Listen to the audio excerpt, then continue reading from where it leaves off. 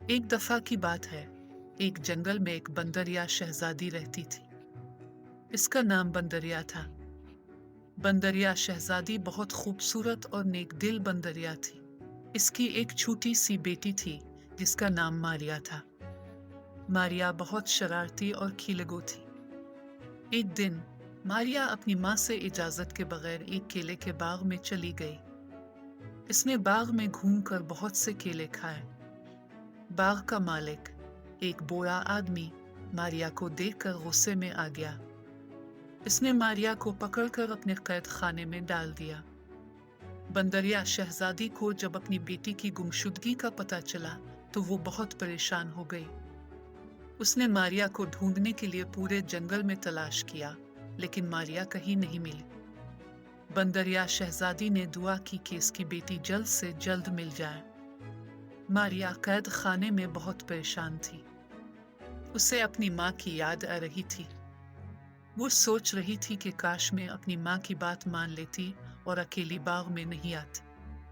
अगले दिन बंदरिया शहजादी ने फिर से मारिया को ढूंढने के लिए बाग का रुख किया। इस बार उसने बाग के एक कोने में एक छोटी सी खिड़की देखी। उसने खिड़की से अंदर देखा तो उसे अपनी बेटी नजर आ गई। बंदरिया शहजादी मारिया को देखकर बहुत खुशी हुई। इसने एक मंसूबा बनाया। वो बाग के बाहर गई और एक बड़ी रस्सी ले आई।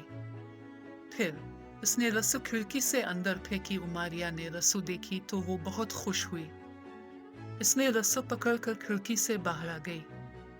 बंदरिया शहजादी ने मारिया को अपनी गोद में ले लिया। बंदरिया शहजादी और मारिया बाग से बाहर निकल आए। वो बहुत खुश थे कि वो एक दूसरे से मिल गए थे। बंदरिया शहजादी ने मारिया को गले लगाया और इसे बहुत प्यार किया। मारिया ने अपनी माँ से वादा किया कि वो आइंदा कभी भी उसकी बात ना और अकेली बाग में नहीं जाएगा। बंदरिया शहजादी ने अपनी बेटी को मुआफ कर दिया। बंदरिया शहजादी और उसकी बेटी जंगल में वापस गए। वो दोनों खुशी खुशी जिंदगी गुजारने लगी।